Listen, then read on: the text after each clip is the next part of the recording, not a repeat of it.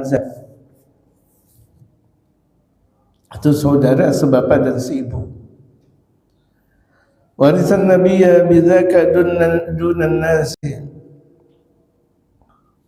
yang orang tuanya Nabi besar Muhammad yang telah mewariskan Nabi demikian dengan penuh sayangnya, tidak yang lain. Ahyalillahu bil bilada fa asbahat mukhdarratal ajnabi ba'dal yas. Allah Subhanahu wa taala menghidupkan negeri tersebut royo-royo karena keberkahan salatul istisqa.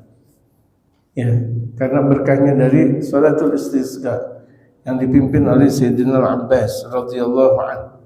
Dan ini Sayyidina Abbas paman baginda Rasulullah Muhammad sallallahu alaihi wasallam. Wa qala al-Fadl bin Abbas bin Utbah, Sayyidina Fadl bin Abbas bin Utbah, ini dalam bait syairnya beliau mengatakan, bi'ammi sagallahu al-Hijaz wa ahlahu 'ashiyatan yastasqi bi syaibatihi Umar. Tersebab keberkahan pamanku. Di sini maksudnya paman adalah Sayyidina Abbas. Karena pamannya Sayyidina Rasul di antaranya Sayyidina Abbas. Beliaulah yang Sagil Haramain, disebut yang memberikan air di Al-Haramain Al-Syarifain. Berkahnya beliau, Madinah yang tadinya tandus, Mekah yang tadinya tandus, dengan doa beliau, munajat beliau, Allah berikan keberkahan dua kampung tersebut, dua kota tersebut menjadi hijau raya-raya, menjadi negeri yang subur. Bi'anni sagallahu al-Hijaz wa ahlahu, tersebab pamanku, maksud pamanku di sini Sayyidina Abbas, Allah memberikan air ke negeri Hijaz. Negeri Hijaz di sini adalah Makkah dan Madinah. Kalau sekarang tuh disebut dengan Hijaz, masuk Sam, Suriah dan sebagainya. Padahal asalnya Hijaz itu adalah Makkah dan Madinah. Betul. Haramain Al-Syarifain, yaitu dua kota suci. Itu maksudnya Makkah dan Madinah. Wa ahlahu, dan dengan tersebab Sayyidina Abbas lah Allah Subhanahu wa taala turunkan air hujan ke negeri Hijaz dan penduduk-penduduknya. Penduduk Hijaz menjadi tersuburkan tanahnya, ekonominya, seluruhnya. Jadi ini simbol kalau negeri udah subur, fa insyaallah segala sesuatunya mudah untuk mencari ekonomi, kerja dan sebagainya. Subur dulu. Makanya bagaimana negeri kita harus subur? Dengan doa.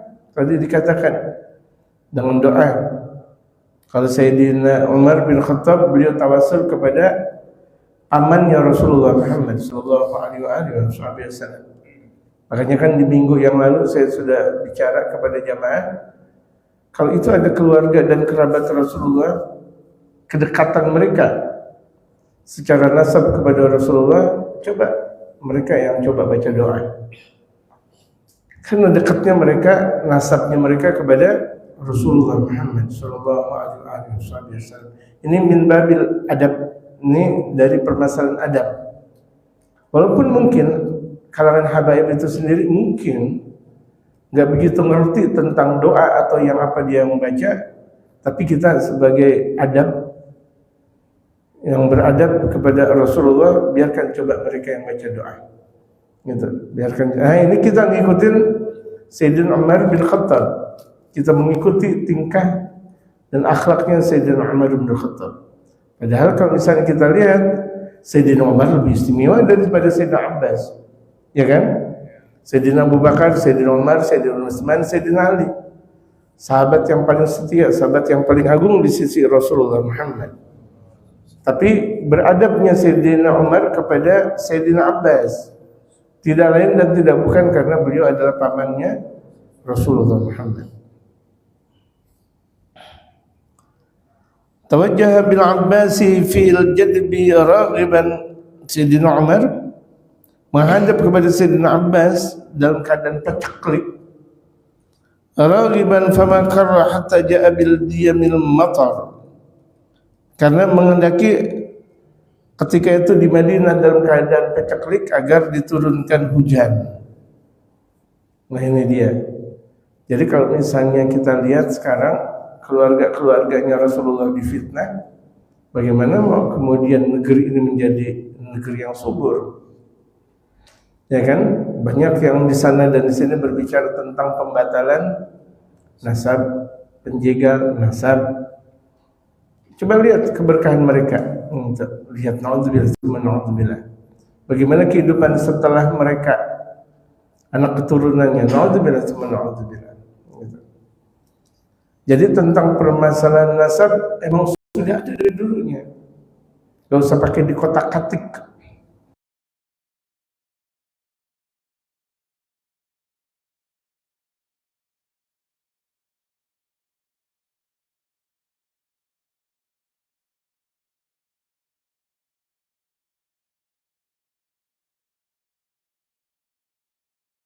Orang bumi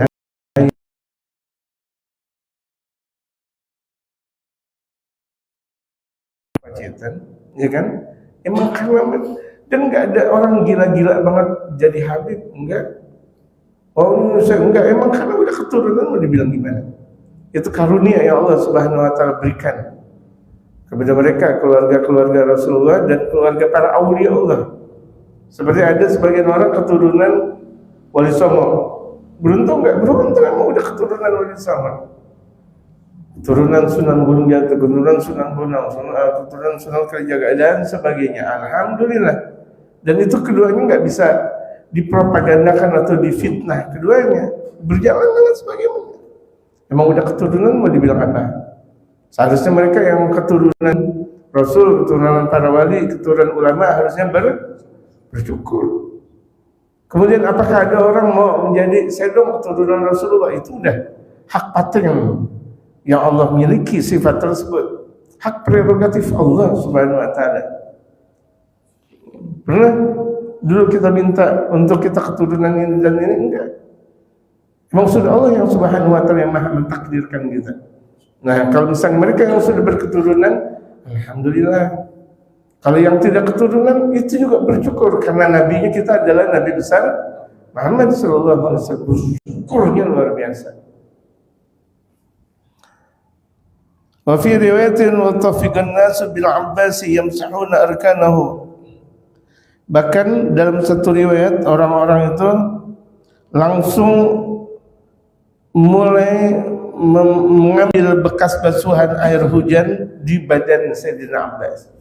Di badan Sayyidina Abbas itu kan ada air hujan karena turunnya air hujan. Mereka ngambil berkah dari baju Sayyidina Abbas, ngambil berkah.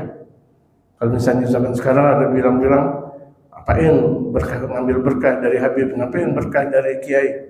Apalagi Habibnya tukang batuk, Kiainya tukang batuk, jadi batuk dah.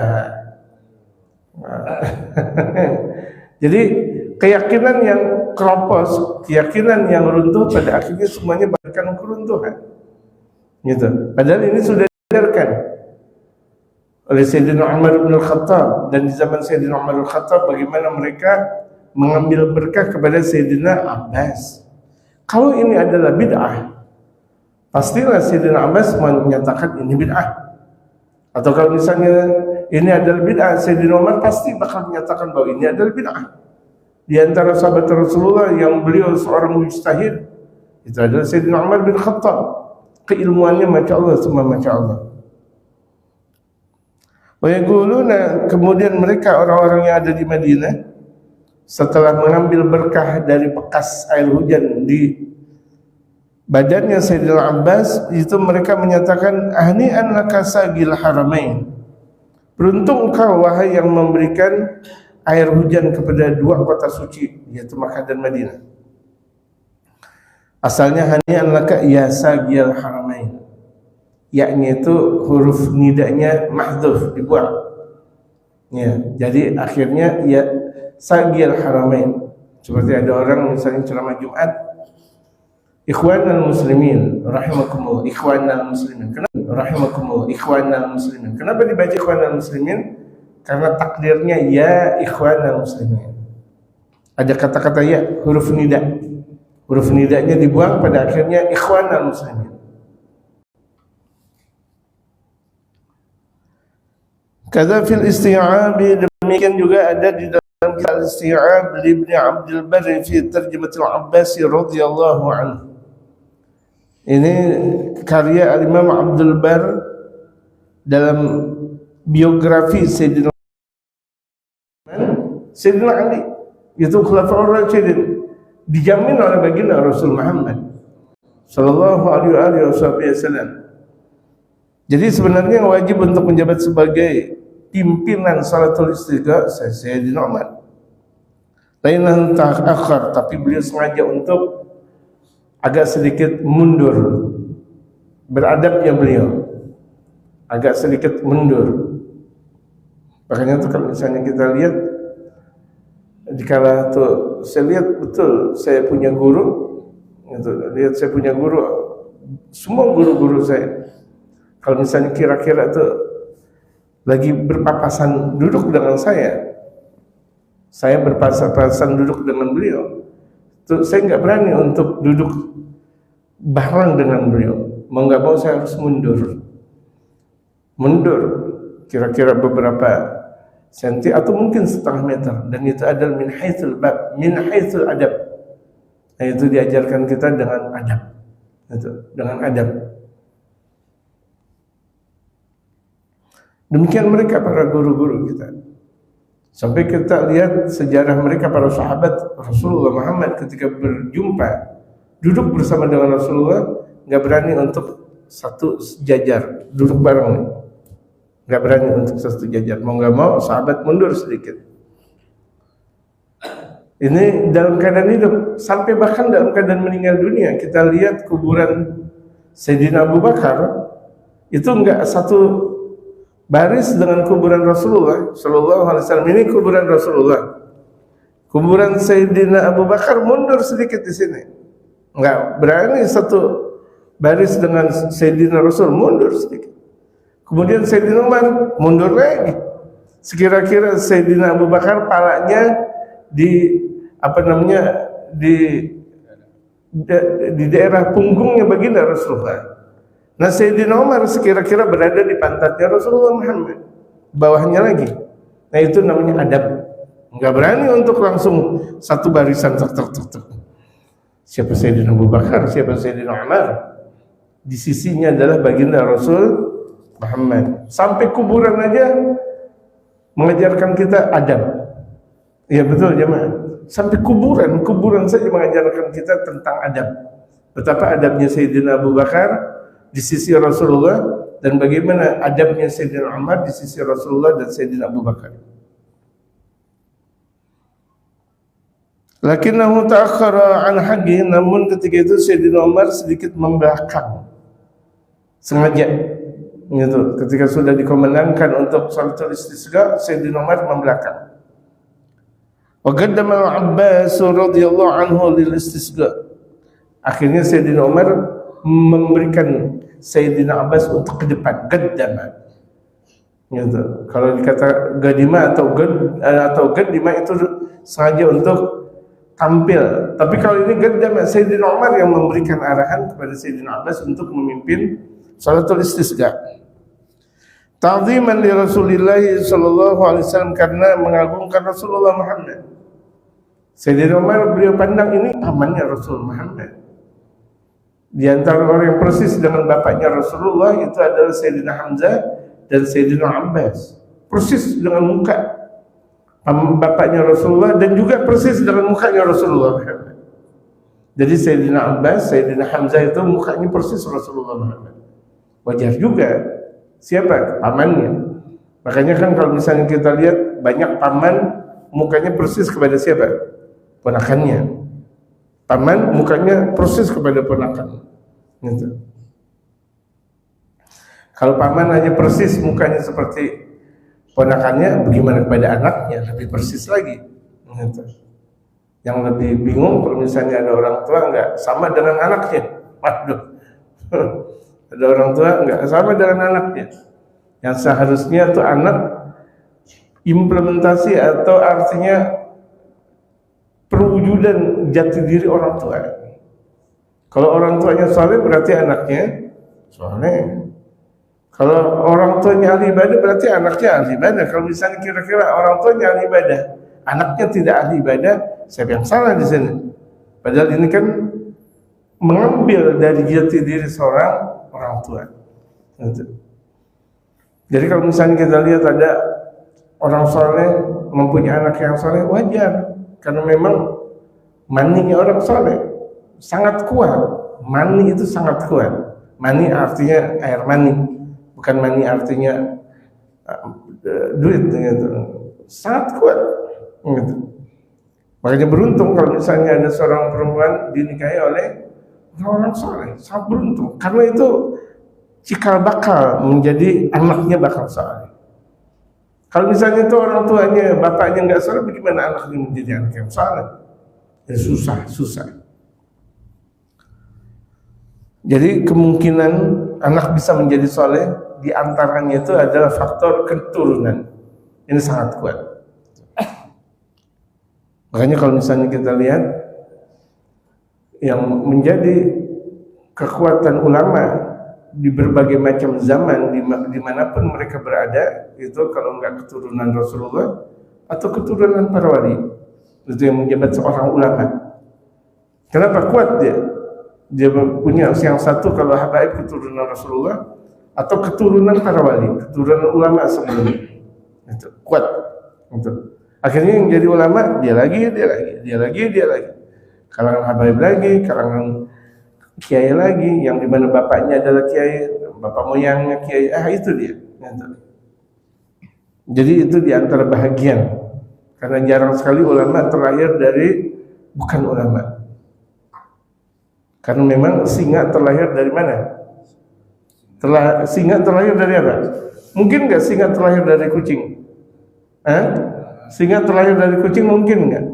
Kucing melahirkan kucing. Walaupun sih terkadang singa takut sama kucing. Kadang kita lihat singa atau harimau itu takut sama kucing. Gitu. Tapi kan jarang-jarang terjadi. Gitu. Kenapa Sayyidina Abbas, Sayyidina Umar melakukan seperti itu? Menyuruh Sayyidina Abbas untuk memimpin istisqa, ta'ziman li Rasulillah, karena mengagungkan Rasulullah. Nah, kita ini kan diajarkan enggak semena-mena bahwa tuh Habib minta diagungkan atau anak keturunan para wali minta diagungkan, tidak. Kewajiban kita sebagai umat menghormati mereka, kewajiban kita. Kita enggak lihat Habibnya, ya kan? Kita lihat bapak moyangnya siapa? Rasulullah Muhammad. Kalau misalnya kita lihat habaibnya, ada yang benar, ada yang enggak benar. Betul kan? Tapi kita melihat Rasulullahnya. Bagaimana sih kalau ini adalah anak guru kita? Bagaimana dong? Anak guru kita. Mau itu dia anak bandel, mau enggak, hormati enggak? Hormati anak guru kita. Mau dia bandel, mau enggak, itu anak guru kita, mau dibilang gimana? Sama habaib juga kan, enggak juga secara menyeluruh habaib itu akhlaknya ada yang benar, ada yang memang perlu diperbaiki memang. Tapi itu memang udah manusiawi. Apakah gara-gara tuh ada habaib yang enggak benar kemudian benci? Hati-hati. Bencinya di situ ada zat Rasulullah tuh di situ. Jamaah, hati-hati nih, jamaah. Banyak salah orang ngomong. Saya benci sama Habib, hati-hati itu. Saya benci itu sama ulama, saya benci sama kiai, saya benci sama keturunan wali songo, saya benci sama keturunan wali, hati-hati itu. Karena nisbahnya kepada mereka para pembesar, hati-hati. Gitu. Jangan sampai bencinya kita masuk dalam ucapan-ucapan yang merusak akidah. Bisa paham nggak jemaah? Gitu.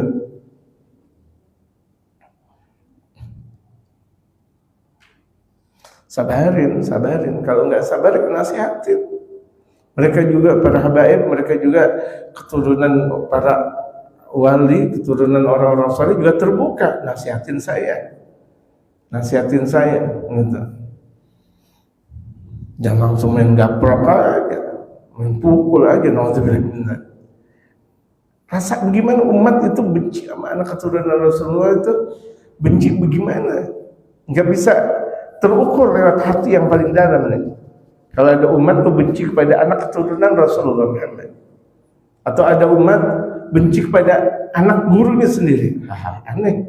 Sementara ilmu datang dari guru, kemudian anaknya malah dibenci. Astagfirullah. Islam datang dari baginda Rasulullah, kemudian anak keturunannya dibenci. Bagaimana? Coba diambil otak kita atau pemikiran kita untuk kita selaraskan. Ini otak yang benar atau tidak? Gitu. Kita diberikan akal untuk kita berpikir. Ya, kita diberikan hati untuk bisa membedakan mana baik, mana buruk. Wa tafkhiman li ahlihi, dan karena pengagungan kepada keluarganya Nabi Muhammad. Hormati keluarganya Nabi Muhammad, hormati gitu. Wa taqdiman li ammihi sallallahu alaihi wasallam, dan mendahulukan pamannya Rasulullah sallallahu alaihi wasallam ala nafsihi, daripada dirinya bahkan.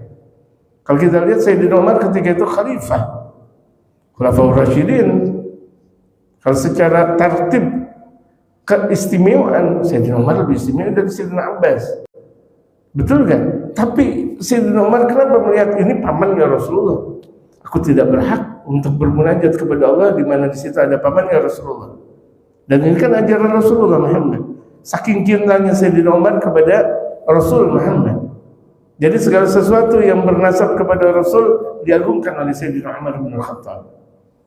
Allahu Akbar. Ini namanya iman, itu kan mahabbah, cinta. Ya, iman itu mahabbah, bukan yang disebut dengan iman itu al-jidal, warga, yaitu debat. Dikatakan orang atau berkata, enggak. Al-iman al-mahabbah, al-inqiyad. Iman itu pasrah kepada Allah, kepada Rasulullah Muhammad sallallahu alaihi wasallam. Mubalaghatan fit tawassul bi Rasulillah sallallahu alaihi wasallam, bersangkutan Sayyidina Umar mengambil tawasul kepada Sayyidina Abbas. Kalau udah imannya mereka para sahabat, Masya Allah, nggak ada duanya memang. Iman mahabbahnya mereka para sahabat kepada Rasulullah tidak ada duanya. Mastata' menurut kemampuan Sayyidina Umar, ini udah luar biasa, udah di atas kemampuan yang ada, di atas ambang yang sudah ada cintanya Sayyidina Umar.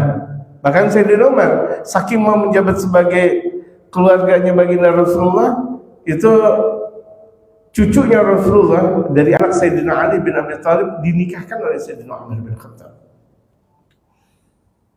Kan Sayyidina Umar siapa sih? Itu mertuanya Rasulullah, Sayyidina Umar. Sayyidina Umar selain sahabat Rasulullah, mertuanya Rasulullah, Hafsah binti Umar. Sayyidatina Hafsah itu salah satu istri Rasulullah, binti Umar, anak Sayyidina Umar bin Khattab. Berarti kan Sayyidina Umar mertuanya Rasulullah.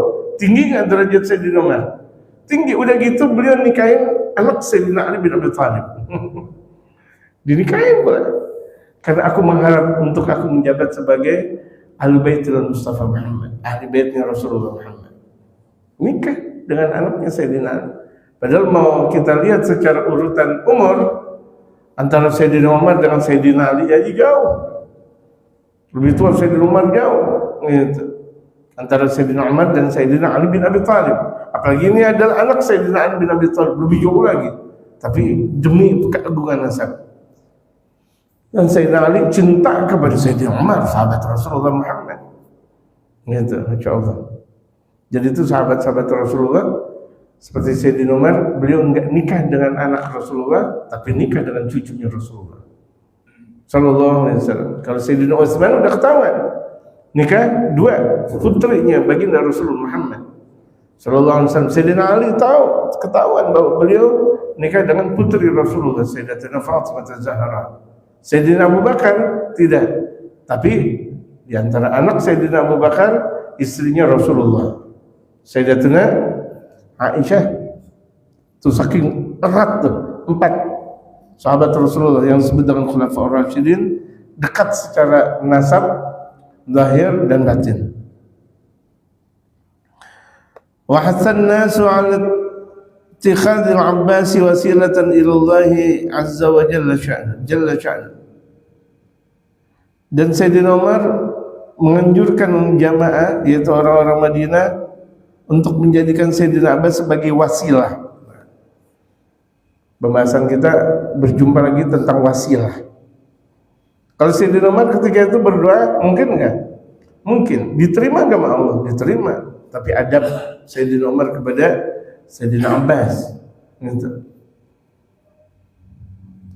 Wa kadzalika ittakhadahu huwa wa wasilatan bi taqdimihi liyad'uwa liyuqimahu bidzalika maghabar Rasulillah sallallahu alaihi wasallam. Yang demikian juga beliau menjadikan Sayyidina Abbas sebagai wasilah untuk mendahulukan Sayyidina Abbas ketimbang Sayyidina Umar untuk berdoa karena kedudukan yang dimiliki Sayyidina Abbas di sisi Rasulullah. Sayyidina Abbas adalah pamannya Rasulullah.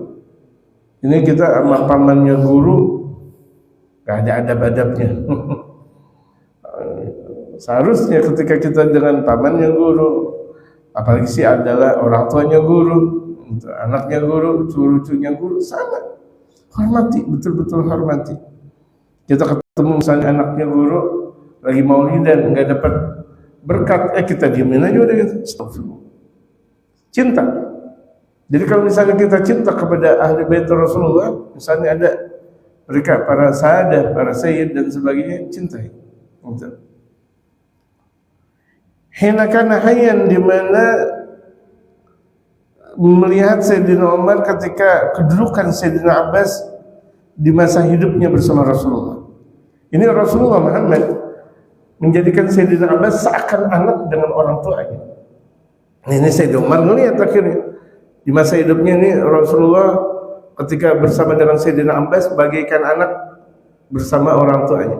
Hormat gak kalau begitu jadi? Hormat luar biasa. Dia di sisi Rasulullah. Jadi Rasulullah ketika di sisi Sayyidina Abbas dia bagaikan anak dengan orang tuanya. Nanti lihat kedudukan yang sangat agung di sini oleh Sayyidina Umar bin Khattab. Fastasghalahum bil musalla. Nah, ketika itu Sayyidina Umar minta agar Sayyidina Abbas minta kepada Allah Subhanahu wa taala agar Allah turunkan air hujan kepada penduduk Makkah dan Madinah. Di musala itu tempat sholat, artinya bukan yang disebut dengan musala seperti tempat di mana kita berdoa, masjid. Musala itu kala itu yang biasa dilakukan oleh baginda Rasulullah untuk sholat di tanah lapang. Gitu, di tanah lapang. Ada kalau di Tarim itu khusus kalau misalnya untuk menyolatkan jenazah itu ada namanya musalla jabana. Gitu. Di Tarim musalla jabana. Jadi itu memang salat khusus untuk salat salat jenazah dan salat Idul Fitri dan Idul Adha dan salat Idul Fitri dan salat apa tadi saya bilang? Salat jenazah dan salat Idul Fitri dan Idul Adha dikhususkan namanya musalla. Kalau kita kan di musalla tempat salat juga gitu. Di sana terkhususkan. Maksudnya biar jamaah kalau misalnya ada kematian untuk salat jenazah dan salat Id bersatu mereka. Saya masih sempat dulu tahun 19 berapa itu masih sempat untuk mendirikan salat Id di Jabana gitu. Tapi setelah itu Darul Mustafa karena memang jaraknya dari Darul Mustafa ke Jabana agak jauh gitu. Akhirnya di dekat-dekat Darul Mustafa ada masjid untuk memudahkan gitu. Untuk memudahkan dulu sih ketika saya jadi santri untuk salat Id itu mengelilingin Tarim dipimpin oleh Habib Umar untuk salat Id gitu. Berangkat sesegera mungkin setelah salat Id, kemudian doa, kemudian pulang baru lagi gitu. Ke Darul Mustafa dengan jarak yang lumayan jauh. Mungkin dari sini ke mana ya? Dari sini ke kuburan Karet Bifak. Lumayan nggak? Lumayan lah gitu dia. dari sini nih ke Karet Bifak.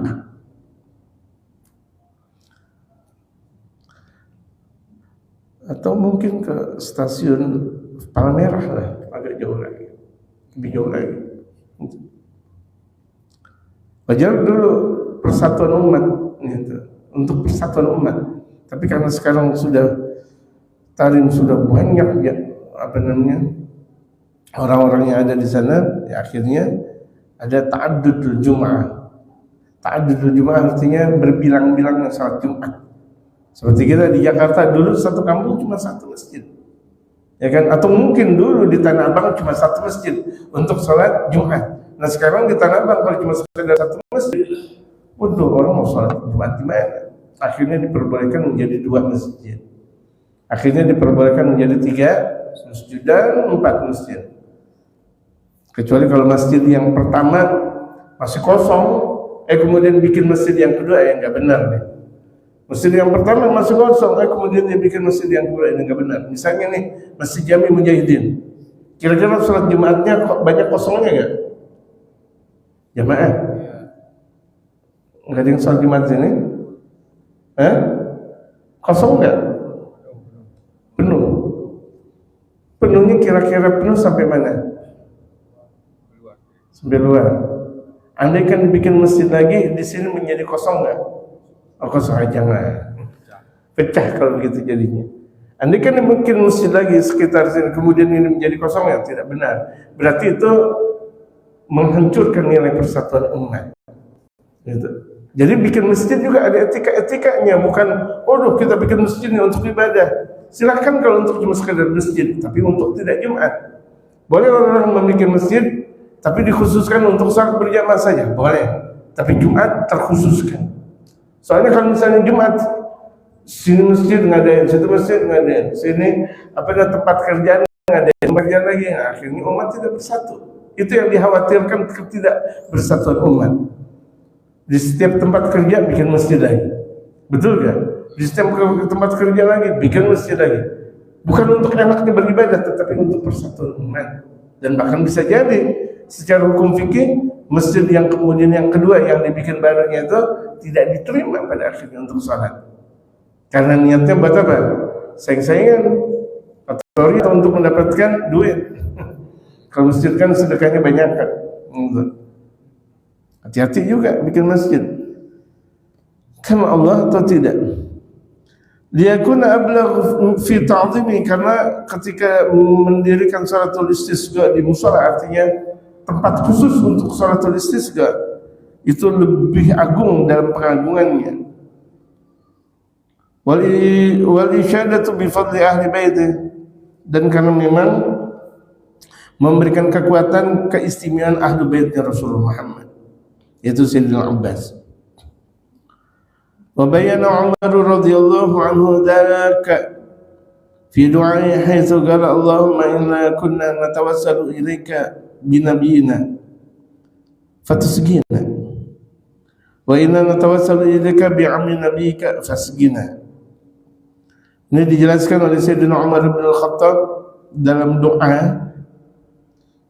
Sekira-kira beliau berdoa, Allahumma inna kunna, ya Allah, inna kunna natawassalu ilaika, kami bertawassul kepada Engkau ya Allah, binabiyina, dengan sebab nabi kami, fatusgina, berikan kami air hujan ya Allah. Mana kira-kira yang disebut dengan bid'ah? Kan kita bilang, ya Allah kami bertawassul kepada Engkau tersebab nabi kami. Hakikatnya tetap kita minta kepada Allah Subhanahu wa ta'ala. Hakikatnya kita minta kepada Allah, tapi lewat tawassul tersebab keberkahan nabi kami ya Allah, berikan kami air hujan ya Allah. Wa inna natawassalu ilaika bi'ammi nabiyika fasqina, dan kami bertawassul kepada Engkau tersebab paman nabi Engkau. Ini juga namanya tawassul. Fasqina, berikanlah air hujan juga kepada kami ya Allah, dengan keberkahan Abbas, pamannya Rasulullah Muhammad sallallahu alaihi wasallam. Ya, adzan. Bismillah. Jadi Muhammad bin Zali. Adzan. Ada.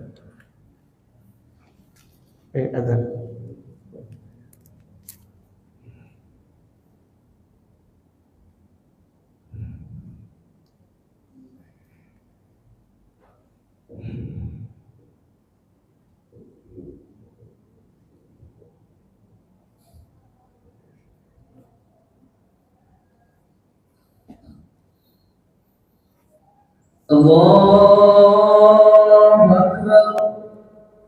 Allahu Akbar. Allahu Akbar.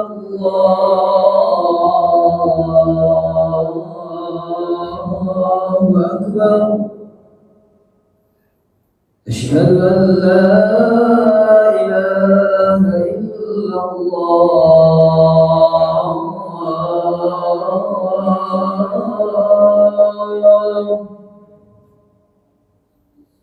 أشهد أن لا إله إلا الله.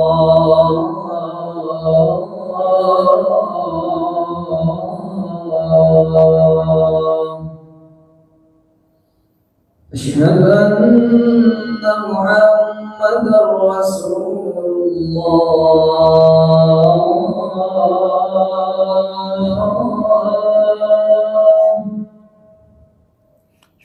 أشهد أن محمدا رسول الله.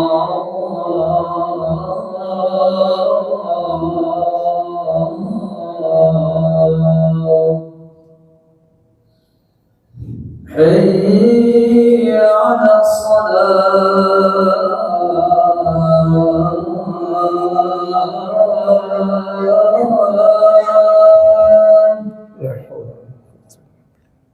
حي على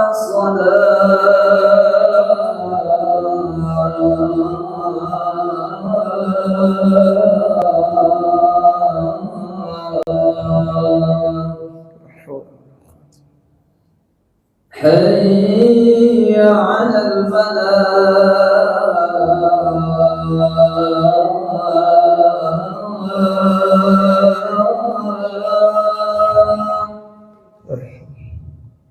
حي على الفلاح.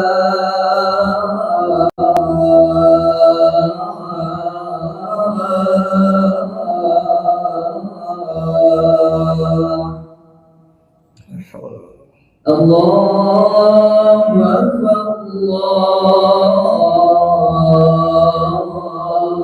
الله أكبر. لا إله إلا الله. لا إله.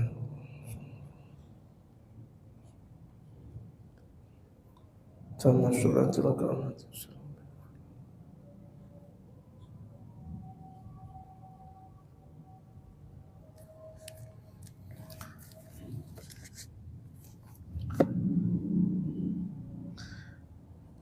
اللهم إنا كنا نتوسل إليك بنبينا فتسقينا، وإنا نتوسل إليك بعم نبيك فاسقنا.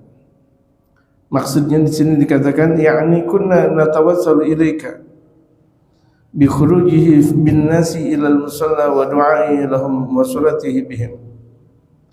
Kami bertawassul kepada engkau. Maksudnya Sayyidina Umar bertawassul kepada Sayyidina Abbas. Aku bertawassul kepada engkau ya Allah dengan keluarnya Sayyidina Abbas ke masyarakat menuju musalla, tempat untuk salat istisqa. Wa du'aihi lahum wa salatihi bihim. Dan juga aku bertawassul kepada engkau ya Allah dengan keberkahan doa dan salatnya Sayyidina Abbas bersama mereka. Wa idh kunta ta'addara dzalika 'alaina bi wafatihi alaihi salatu wassalam. Karena uzur buat kami untuk meminta kepada Rasulullah karena Rasulullah sudah wafat. Kalau masih ada Rasulullah, kami minta tawassul langsung kepada Rasulullah. Tapi ini Rasulullah sudah wafat. Fa inni uqaddimu man huwa min ahli baiti. Akhirnya aku sengaja untuk mengedepankan di kalangan ahli baitnya Rasulullah. Dikatakan Sayyidina Umar nih, kenapa ahli baitnya Rasulullah? Dia kuna doa arjalil gabuli, karena doa dari ahli baitnya Rasulullah lebih sangat diharapkan untuk dikabulkan oleh Allah. Wa arjalil ijabati, dan karena sangat diharapkan untuk diterima. Nah, kita ikutin seperti itu. Makanya wajar kalau misalnya di kalangan para ulama dan sebagainya giliran doa disertakan kepada mereka para habaib dan sebagainya. Kenapa? Ngambil berkahnya. Seperti wila hadratin Nabi. Arti wila hadratin Nabi artinya uhdi thawab lin Nabi Muhammad. Kan terkadang ada orang yang paham apa maksudnya ila hadratin Nabi. Apa maksudnya ila hadratin Nabi? Artinya uhdi thawab, aku berikan pahala ini. Dan aku minta tawasul ila Nabi Mustafa Muhammad, kepada Nabi besar Muhammad. Al-Fatihah. Diterima oleh Allah Subhanahu wa taala. Gitu. Jadi kata-kata ila hadratin Nabi ini adalah ungkapan apa? Tawasul. Terkadang orang enggak ngerti tentang makna dan hakikat tawasul. Mereka benci dengan hakikat tawasul, tapi ketika ada orang bilang ila hadratin Nabi, baca suratul Fatihah. Padahal ini kan tawasul. Jadi mereka benci setengah, tidak ngerti juga setengah, akhirnya meladzam. Karena ketiadaan ilmu yang mereka miliki, gitu. Ini makanya kalau misalnya orang tidak punya ilmu atau keilmuan setengah, bertanyalah kepada mereka para ulama agar mendatangkan keyakinan.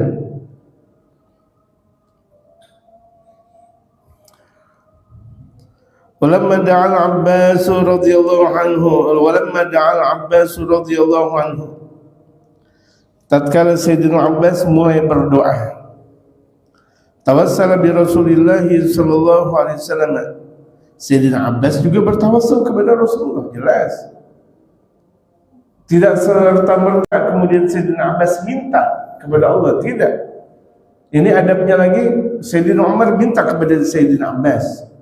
Sayyidina Abbas minta kepada Allah lewat siapa? Lewat Nabi besar Muhammad. Jadi Sayyidina Abbas pun bertawassul kepada Rasulullah Muhammad, tidak mengeluarkan etikanya lagi, tetap beradab Sayyidina Abbas, gitu. Terkadang kita nih banyak nggak tahu diri.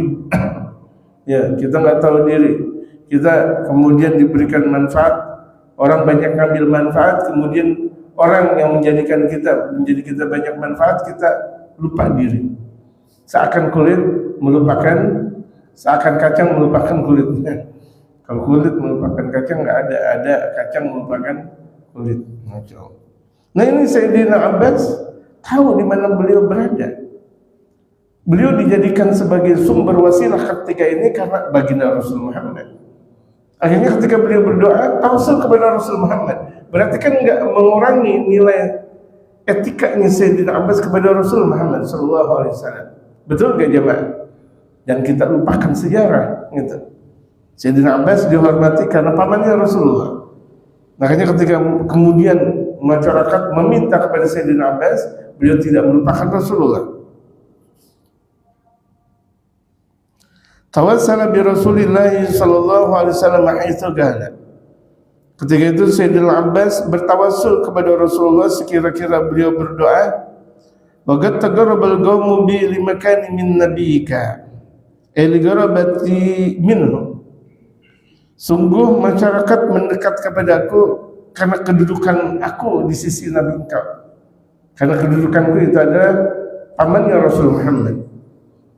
Aku adalah kerabatnya Rasul Muhammad. Fafadillahumma nabiyyaka fi ammi. Jaga ya Allah Nabi engkau di pamannya. Di pamannya ini Sayyidina Abbas, jaga ya Allah kehormatan Nabi engkau. Artinya terimalah doa kami tersebab Sayyidina Abbas. Yani iqbal doa li ajli Nabi sallallahu alaihi wasallam. Terima doaku karena Nabi besar Muhammad. Ini dia di antara doa yang sangat indah. Kecerdasan Sayyidina Abbas minta ya Allah terima doa kami karena Nabi besar Muhammad. Bagaimana Allah enggak nolak? Kata-katanya terima doaku ya Allah karena Nabi besar Muhammad. Allah Subhanahu wa ta'ala, apa yang dilakukan oleh Rasulullah diterima oleh Allah Subhanahu wa ta'ala. Apapun yang didoakan oleh baginda Rasulullah diterima oleh Allah Subhanahu wa ta'ala. Makanya kita perlu untuk doa dimanapun kita berada, awalnya alhamdulillah wassalatu wassalamu ala rasulillah. Apa artinya wassalatu wassalamu ala rasulillah Rasulullah wa ala alihi wasallam? Itu kan tawassul kepada Rasul Muhammad. Berapa banyak orang tahu-tahu doa, sombongnya luar biasa, nggak terima doa tersebut. Ada yang sebut dengan doaul batra. Doaul batra itu adalah doa yang melupakan jejak. Dia melupakan Rasulullah, dia melupakan sahabat Rasulullah, dia melupakan sahabat Rasulullah. Itu namanya sholatul batra. Ada orang sholat tapi lupa dengan keluarganya Rasul. Di mana Rasul setiap waktu dengan keluarganya, di mana Rasulullah setiap waktu dengan sahabatnya. Iringin terus Rasulullah, keluarga dan sahabatnya, Rasulullah, keluarga dan sahabatnya. Maka doa mustajabah. Amin. Doa mustajabah gitu. Ya Allah, terimalah ya Allah, tersebab Nabi kami, Nabi besar Muhammad, ya Allah, tersebab mereka para aulia Allah, ya Allah terima. Ketika kita ziarah begitu juga, ya Allah, dengan keberkahan Nabi Muhammad, dengan keberkahan mereka para aulia Allah yang kami ziarahi, dengan keberkahan guru-guru kami dan orang tua kami, terima doa. Tersebab Allah terima doa karena siapa? Nabi Muhammad, para aulia, para ulama, guru, orang tua, mustajab doa. Jangan tahu doa, ya Allah, siapa ente, ya Allah, ya Allah. Betul dalam ayat Al-Quran, wa idza salaka ibadi anni fa inni qareeb. Jika ada salah satu hamba-Ku minta, katakan aku dekat, minta, tapi etikanya ada. Etika doa ada, enggak langsung semena-mena minta. Enggak boleh dia semena-mena minta. Gitu. Walaupun artinya dia guru, kepada muridnya pun enggak bisa semena-mena minta dengan bahasa yang indah. Gitu. Keindahan bahasa itu yang menjadikan sebuah keagungan hidup, gitu. Dan bahkan hidup bisa menjadi romantis karena memang keagungan ungkapan yang indah.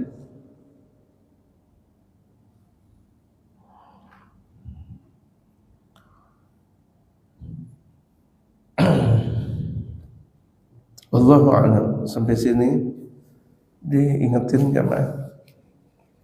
Fal qadiyatu fil istisqa, qadiyah dalam istisqa.